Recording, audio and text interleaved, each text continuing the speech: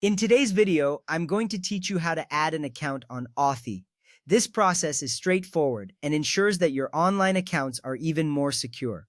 Let's dive in and start by opening the Authy app on your iPhone or iPad. You might already be familiar with the app, but each step plays a crucial role in keeping your accounts safe.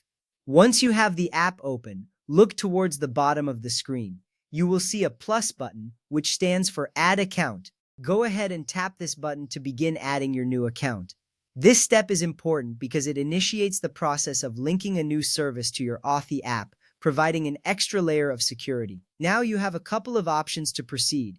The first option is to scan a QR code. If the website or app you're securing provides a QR code, simply point your camera at it. This automatically transfers the necessary information to Authy, making the process quick and efficient. If it works, you'll save time and reduce the chance of errors. However, if you don't have a QR code, don't worry. You can enter the key manually.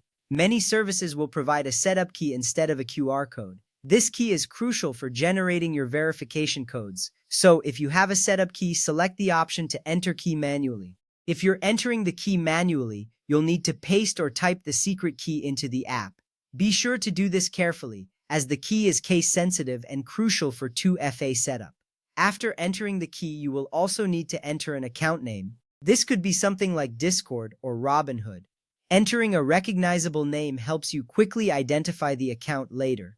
With your key and account name entered, tap Done or Save. This confirms your entries and allows Authy to start generating 6-digit verification codes for your account. These codes refresh every 30 seconds, providing you with a constantly changing security key that enhances your account's security. Next up, use the current code to complete the two-factor authentication setup on the website or app you're securing.